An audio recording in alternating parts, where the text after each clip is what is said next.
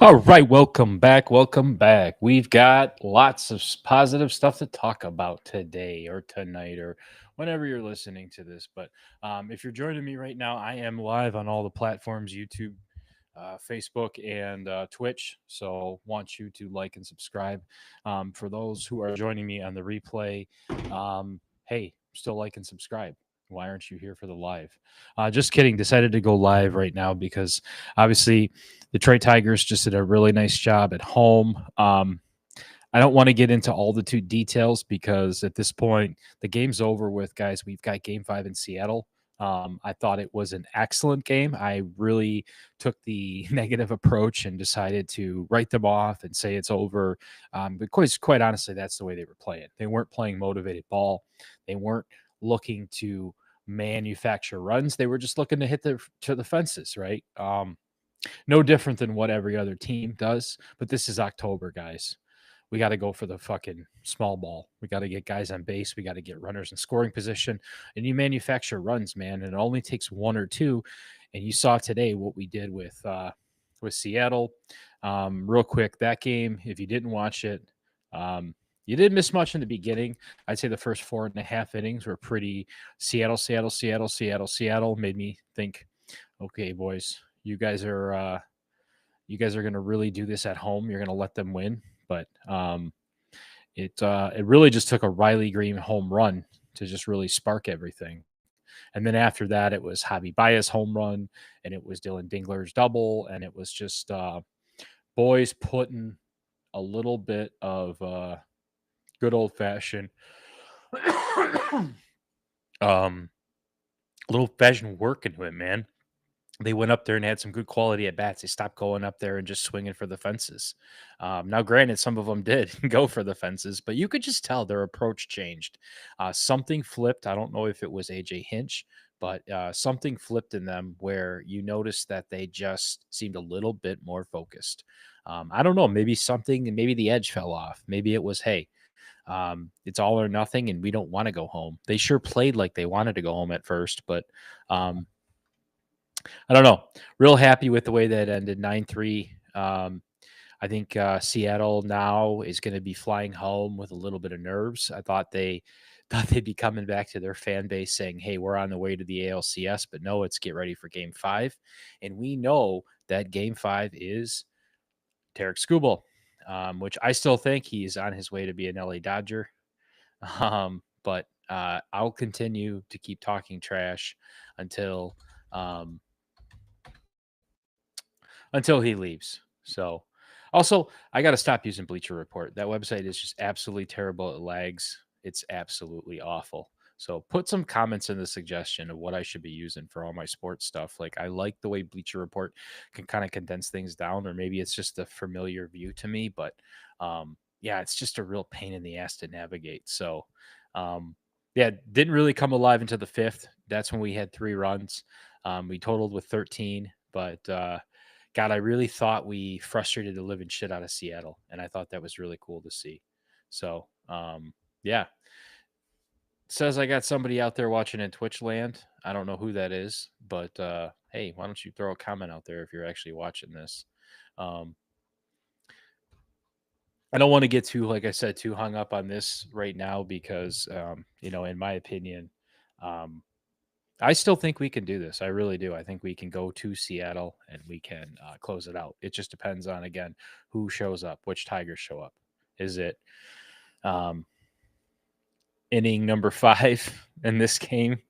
Those guys show up, then we're going to be okay, right? Like we have the ability to do this. It's not the fact that this is a lucky team. It's just who do they want to be when they show up. So I won't beat that horse down too much, but just know that um, if you haven't watched this yet, or I'm sorry, if you're watching this after Game 5, um, I want you to leave a comment below. Um, I want to see. I want to see how right I am. I really do think we can win this. I think right now we have live. We've got See, Toronto and New York, really right now, this one is Toronto's obviously trying to close this one out. New York is clawing back. This is 1-1. I would love to see Toronto pass through New York, even though I know if the Tigers do go and if we are able to win this game and move on to the ALCS, I would prefer to play the Yankees. I mean, and only because Toronto's a better team and scarier. I'm just saying that's my opinion. So for right now, as I'm doing this, it's 1-1. Chicago currently is 4-3 over Milwaukee, although Milwaukee's leading is 2-0. So Chicago's trying to claw back too. So this would be an interesting series.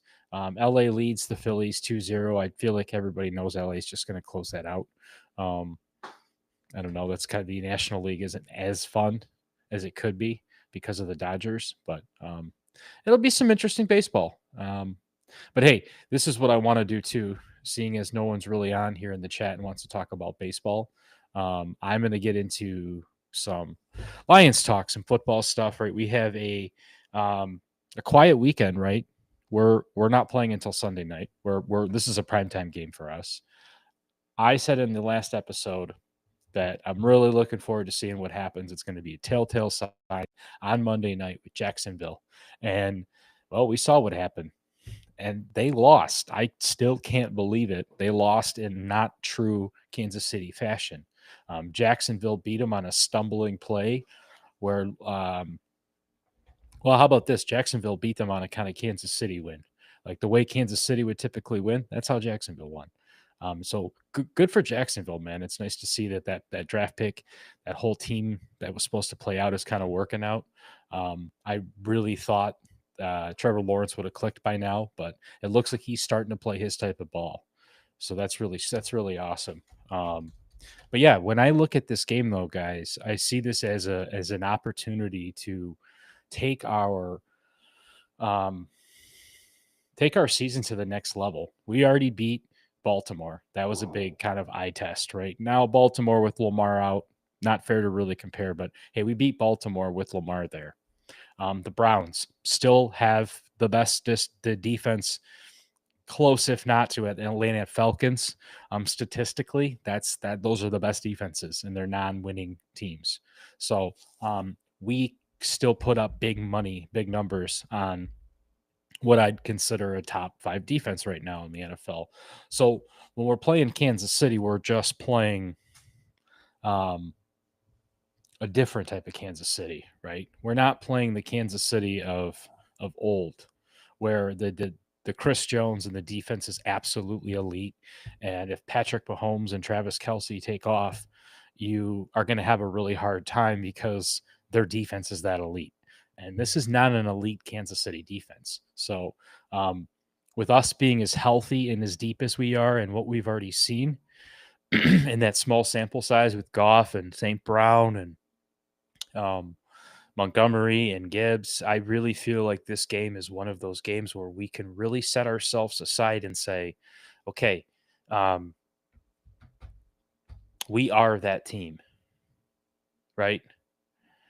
Um, oh shit, I got the doc up on here. What's up live on a Wednesday? Yeah, so yesterday was my wife and I's wedding anniversary, so I couldn't do my normal recording that I would post on a Thursday. And with the Tigers just winning, I figured, hey, I'll hop on and do a little double dipski. So, yeah, so you just missed probably my little 5 to 10 minute summary of the Tigers winning and what to expect. But as you know, I've already moved on to football. So it's kind of interesting to see um, where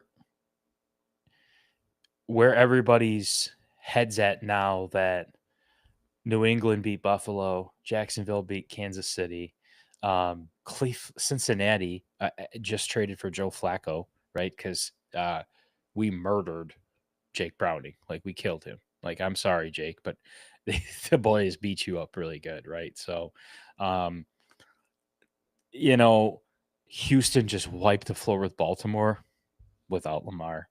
Um, it's really going to be an interesting season the way this whole I don't know next chunk of 5 games moving forward. Um, the powerhouse teams that we thought were for sure shoo-ins look a little iffy, right? And then we've got some ones that are some pleasant surprises that, in my opinion, right? So, um,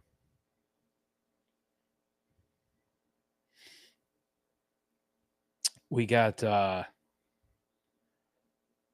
going to show something real quick. I'm going to try this new thing where I use the screen a little bit more. So, just like taking a look at this right now, all right, you've got, and this is why I think this is interesting. You have, we're playing our prime time Sunday night football game of October 12th right here, Lions Chiefs. But this one's really interesting, Bills Falcons. Okay. So the Bills just lost to the Patriots, and you've got the Falcons, who have right now statistically a pretty stout defense, right? Like, what is going on with the Bills, and can the Falcons beat them down? I don't really want to see this happen, right? Like, I've been pumping up Josh Allen, so this is one of those games where I'm talking to do some of these top tier automatic shoe-in teams like the Bills, the Chiefs. Um, who else is kind of like a shoe-in team? Definitely not the Cowboys. The Eagles, right? They just lost to the Broncos. No disrespect to the Broncos, but if we're going to dethrone an undefeated team, you would kind of assume it would be another powerhouse matchup. So really interesting to see this season. I think it's just the way the defenses are evolving and changing, right? When you're paying these guys 40, 50 million dollars for a pass rushing, and not one of these teams has an elite defense, right? They have elite pass rushers, but um you don't see a defense where a couple years ago you could say, okay, the Bills, their defense was good luck scoring on them, right? The Chiefs, good luck scoring. Baltimore, good luck scoring. You get where I'm heading with this. So it's going to be really interesting from a matchup standpoint. I don't know um, where everyone's heads at with um, the defense right now. I personally think there's a lot of opportunity out there to bolster this roster. We're being talked about in some trade talk right now with, and these are just names, right? So they're looking like Denzel Ward from Cleveland. Um, there was Trey Wooten from Seattle, another corner. Like, so two Pro Bowl style corners that you could go and make an opportunity and go make a run at, right? Um, then we just saw with the Cincinnati Bengals what we could get out of Trey Hendrickson if we had him. I get some of these pass rushers are going to take a lot of cap space, and or not a lot of cap space, but a lot of budging to get. But I'm looking at Denzel Ward for a conditional sixth pick and a fourth rounder. I'll take that. Like, you know what I mean? Like, it's at this point, this is all in on the Super Bowl, and with DJ Reed being out for an extended period of time, and I can't even say the fucking guy's name, Terrion Arnold. Um, they gave a second look at his shoulder today and said, I think he'll be coming back sooner than anticipated. But um, not to knock on the guy, but what are we in a rush to bring back? If we're making a Super Bowl run, and I'm all great with this guy being on our roster moving forward, but if we're making a Super Bowl run and you have a chance to go get a guy like Denzel Ward, shutdown corner, and let Terrion come back from his injury with his low numbers, why rush him, dude? We all know the corner is the hardest position to evaluate, or I'm sorry, transition from college. Okay, so we're expecting a lot out of him. No shit. Why not protect this Super Bowl year and go out and get a corner? So before we analyze how do we attack Kansas City, Jesus Christ, this is how we attack Kansas City. And then I'll stop. I want to talk more and more about the trade shit, but listen, this is how you take Kansas City. You go out and score a shitload of fucking points. You have to outscore this team. There's no ifs, ands, or buts.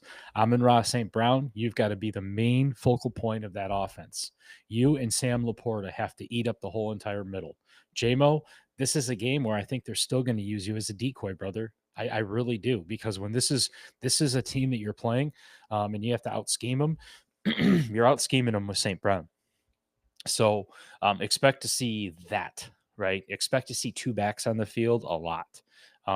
Chris Jones, shit. I hope Taylor Decker, I believe you're still healthy. Let's see if he's coming back, but it's all going to rely on him. This is a game where we need Taylor Decker back for. And right now it says Taylor Decker injury update. Lions is bad news after Giovanni. Okay, hold on. Let me try to find the most updated one.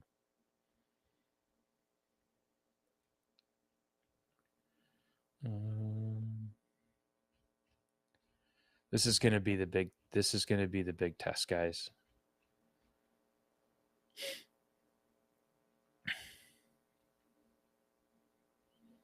Okay, they're not reporting anything. They're not saying anything that I've seen yet, but his absence was felt. This is a game where we're going to need his absence. So, or we're going to need him, right? So I need to see Taylor Decker coming back. Outside of that, that's the key to the win.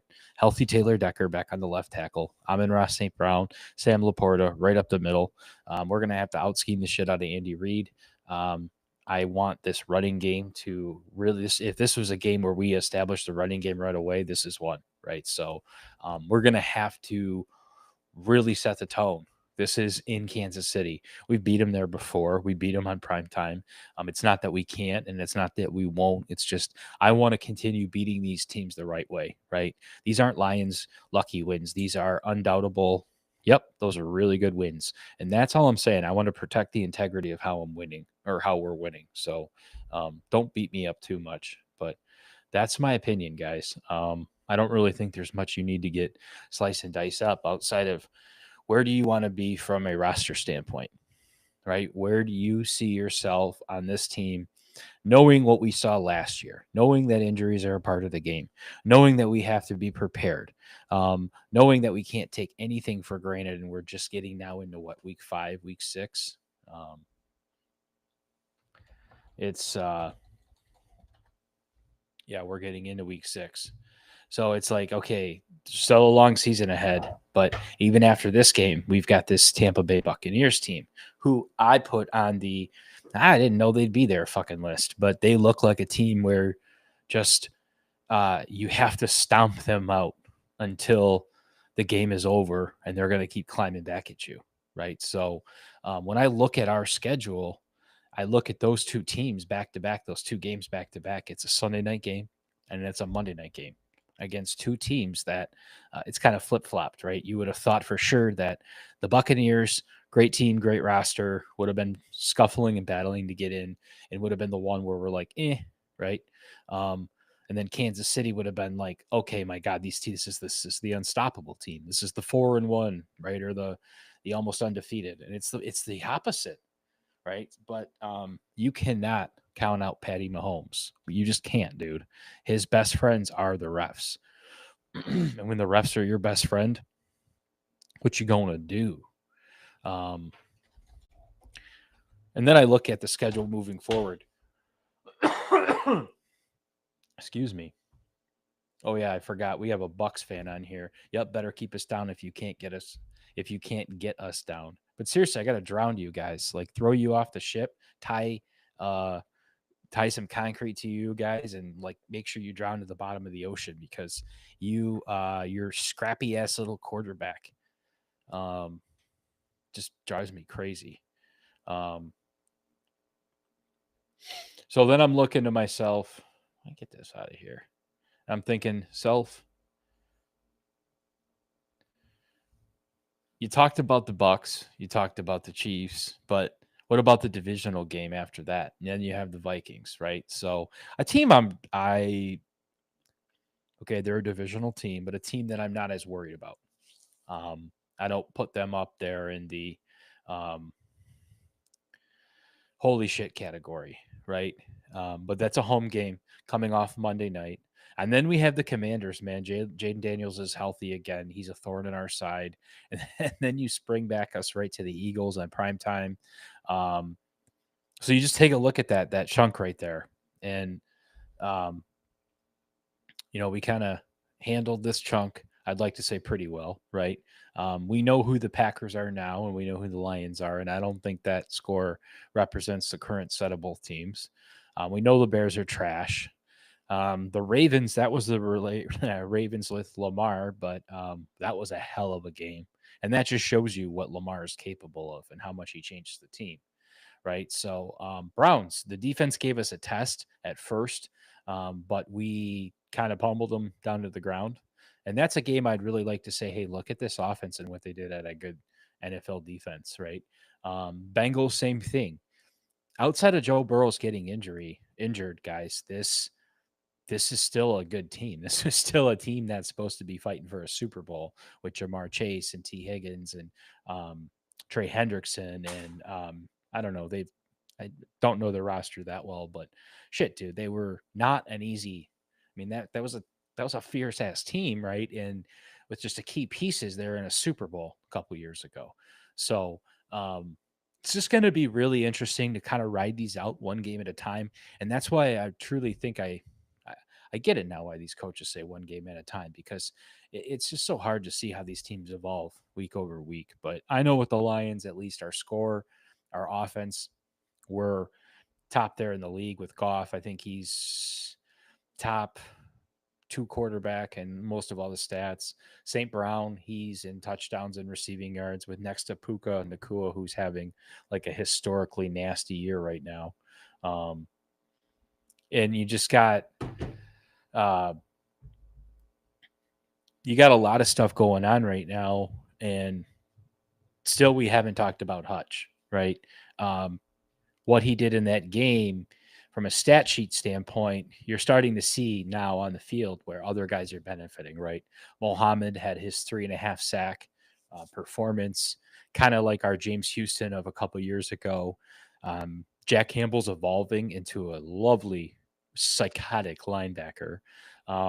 Brian Branch, man, I love you to death, but you're still on the penalty side where you're pissing me off. And then you've got Kirby. Kirby is still on the trajectory to have Ed Reed like numbers. I'm not saying he's Ed Reed. I'm just saying he's putting up numbers and he's what Ed Reed meant to that Baltimore Ravens defense, Kirby Joseph means to this Detroit Lions defense. Okay. So I don't care who you are and if you want to rip on me for being a fanboy of him, but dude, third round pick, I believe, out of Illinois safety.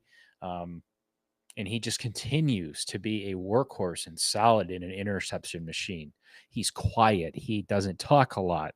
Um, he's when he does, he talks some mad shit, which is cool. So um, I don't know. You guys tell me, what are you excited about as Lions fan or Detroit fans right now? And also, why aren't you watching these hockey videos that Hermdo's putting out? Jesus Christ, dude, he just put out a beautiful video where he goes through, takes you from, and I got to give this credit to the doc because he threw this idea out at me, and I texted Hermdo and said, dude, you have to do a video where you go through the 97 till now. Like, I'm a Wings fan who was a big Wings fan in the 90s, who wasn't, but now I've kind of fall off. So catch me up, take me from the nostalgic days till now. And he did it in 7 minutes and it's really good.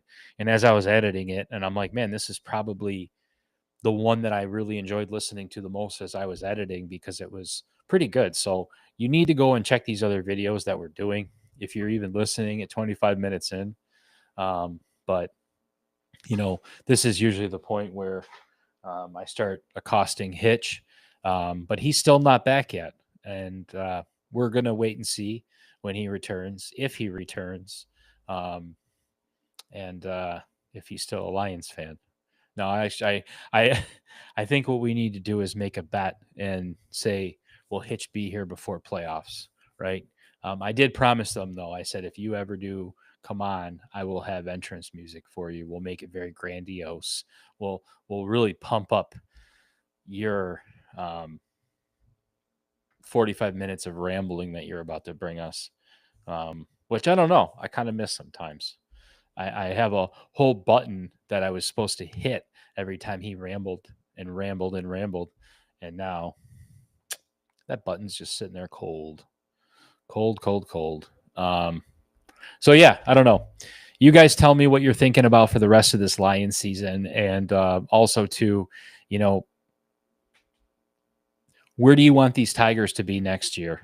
Um, I know the game is still going on. The fucking the we still have a shot. Um, Hands up if you think even if we win Seattle, oh, I just want to see hands if we have a chance in the ALCS. I'm waiting. I don't think so. Probably should have used the crickets button right now, but it's just like you can't tell me, as much as I like this team, you can't tell me that this team is built for the postseason. Wait, hold on. See, I should have used that. Should have used that. No, that. Um, this team is not a World Series team, um, and I don't really think baseball is Detroit anymore. I don't think it's a destination team. I don't really see, um, you know, I don't really see it as an option for some of these free agents to go, man, I really want to go be a Tiger. Bregman, I don't think he's coming here, guys. He didn't want to come here last time. What's going to make him want to come here this time? I think he just opts out of his contract with Boston to renew his contract with Boston at a new fair market value because that's just what he's going to do. And I would have done the same thing. Um, if anything, there's going to be a lot of guys like I think Gilbert Torres is going to take. He's going to be highest bidder, right? He came here to put some numbers on the stat sheet and then audition for a bigger contract. And I don't think we're going to give him the bigger contract. And I think that he's just chasing money. Don't blame him. It would be nice to keep him, but I want people to really realistically think about who you want in these roles because we need people that can hit the freaking ball and put it in play. I need a second baseman who can hit 250, 260. Okay. I need a third baseman who can hit 265, 270. That would be really nice. We need some guys that can bring the average of this team up so that we're not leaving so many runners in scoring position. Um, so I don't know. The doc says, yes, can't wait for the return of Hitch. Speaking about bringing averages down, yes, when he does come on, I'll tell you what, though, the average viewership goes down. I think he insults a lot of people. I think he offends a lot of people. Um, and I think a lot of people have a hard time paying attention to what I is real and what I is not. So, yeah, I don't know. You tell me, left or right. Maybe they're both fake. Maybe he's not even real. You ever think about that? He might just be one slow walking robot. Interesting. I wonder if someone did create Hitch as a robot, what their intentions of doing that would be for what they want to get out of that. I don't know. You tell me, put it in the comments below. What do you think? What would you do if Hitch was a robot for you? Um, but yeah, guys, this game against Kansas City is going to be interesting. This game against Seattle is going to be interesting. Overall, Detroit sports right now is in kind of an interesting period. Going back to the Tigers and the Red Wings, we have a really young team all across the board. We do. The Lions are super young. We have one of the youngest offensive lines. We have everybody we're talking about is a first round fucking draft pick from like 2 years ago, right? So this whole Brad Holmes constructed roster is super young. The Tigers, either which way you split it, right? They're super young too. There's nobody on this team that's an aging vet. We are way past that. If anything, we need to add a little bit of youth maybe to this roster. The Red Wings, holy shit. Again, Hermdo does a great job of covering this stuff, guys. But you want to talk about what Stevie Y's done that I didn't really pay attention to? It's just drafting youth. Holy shit, it's just youth, youth, youth, youth, youth. Larkin's an older fella. Van Riemsdyk, but really, when it comes down to it, they're young teams. The Pistons, shit, all young. Azur Thompson, I think, just no. Jalen Duran, I believe, now can just drink. But you got 19-year-olds, 20-year-olds on that roster. So there's just so much youth right now here. We're not used to that. Your early Pistons or your early Tigers in the 2000s, everything was just built on veterans and money. The Lions, I think, and previously our only hope was to just pay people to come here. The whole different scale now. But that might be where we're at with the Tigers. If we really truly want us to push something, we may have to flip the script with this age thing and start paying people to come here. So I want people to think about that. Put like a realistic idea on who you want as your future free agent wish list with the Tigers and the money they have to spend. And don't say Bregman at third base because Tom, he's not coming here. You can say that all you want. He's not coming here. He's a lizard man from the moon. I could take lizard man, but not from the moon. The moon requires effort, and I just don't see him taking a lot of that effort to come from the moon all the way down here. Now, maybe like an inner, like maybe like down in like a,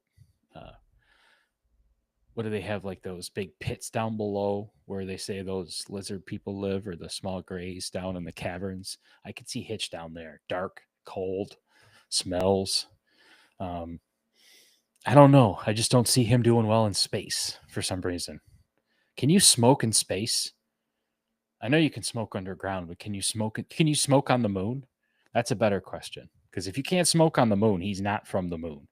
I think he's from one of those like down below ancient lizard people. Yeah, I don't know. You tell me. You tell me, Doc. You're the pro. You're the expert out there. Well, hey, we're hitting that point now. This is 33 minutes. I don't want to get too in depth here, guys, but we really have to give ourselves a realistic expectation for the middle chunk of this Lions season, right? I think this Lions game in Arrowhead, we win this in Arrowhead, and we come back home and we beat the Bucks at Ford Field.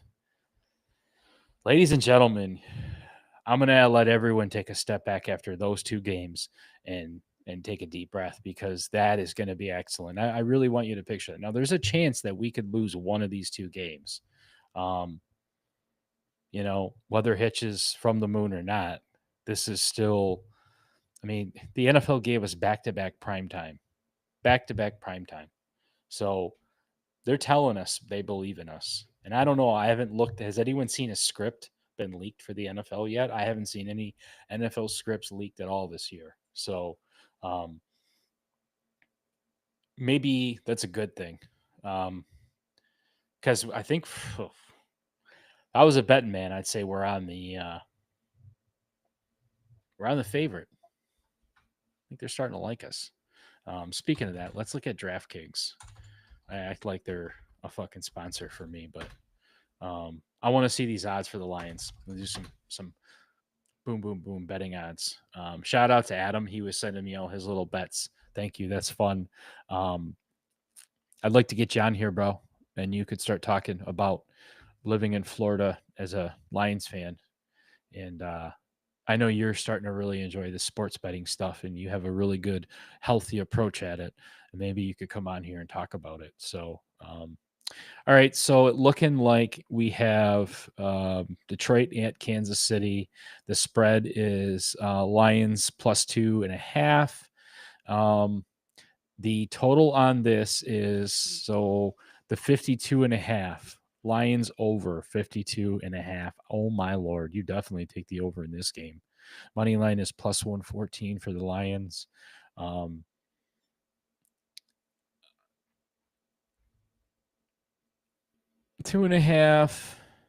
+2.5 is the spread.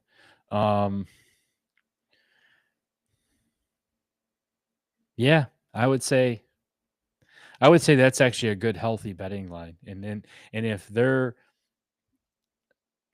kind of saying exactly what I just said, right? The last 20 minutes before. High scoring shootout game. This is one of those like 36 to 26 games or 38 to 26 game, right? Where it's going to be the point differential low 2.5. Yeah, I could see that. I could definitely see that too. Um, the better team pulls away probably within the last 10 minutes of this game in the fourth quarter. So if if if the casino's telling me anything, I think this is going to be a good game if you're a Lions fan. Um, but that's in 3 days. Something could happen. Patrick Mahomes could rob a bank. Travis Kelsey could get um, indicted for all of that Mr. Pfizer shit. Um, once they find out that there's an SV40 cancer accelerant and all that. I don't know. We'll see. I'm really curious to watch my Buccaneers and these Eagles and these Vikings and Commanders, right? So I want to look at my enemy, right, for the next couple weeks and see how they do this week too. I know we've been watching Kansas City for a while, but now our eyes are starting to look a little ahead too here in Detroit. So I think you guys as fans should start doing that too. Don't perseverate too much on this game. Don't perseverate too much on Kansas City. Um, don't look into the eyes, stare right into the devil, the beast that is Kansas City. So um, I don't know. Like and subscribe. I still don't think Hitch is a lizard man from the moon. I think he's a lizard man from like down below. Um, I think our Tigers are going to win game 5, ladies and gentlemen, with Tarek Skubal on the mound. But it's going to be real interesting to see how they do past that. I don't have a lot of faith, but hey, this is like one of the weakest playoff teams ever to get into the ALCS or ALDS. So I don't know. Toronto's up right now 2-1. So I would love to see the Yankees just get sent back home. Let that whole thing blow up. The Cubs did beat the Brewers, so they forced that. Now it's 2-1. That's interesting. I'm just going to assume the game hasn't even started yet, but the Dodgers already won. Just going to assume that, right? Nick Castellanos, I bet you wish you were a Tiger still. All right. Well, with that being said, I want to thank the doc for hopping in the chat. I want to thank everybody for listening, for subscribing. Um, if you got any questions, if you got any comments, if you got any suggestions, let me know. Let Tom know. Spam the shit out of Hitch. That's all I can ask you to do. Um, I don't even think his garage is up to code. So if any of you live out there in Grosse Pointe and you're in code enforcement, go check his shit out. I don't think it's up to code. I think you can go get yourself a nice couple tickets out of this deal. Clean up the city, right? Get him out of there. He's bringing down your property value. I can assure you that. I really positively can assure you that. All right, guys. Well, thanks again for joining me. I know this was an impromptu live, and I'm really happy that the channel continues to grow and that the Detroit Lions and all the other Detroit sports continue to grow too. So, with that being said, one pride. Peace.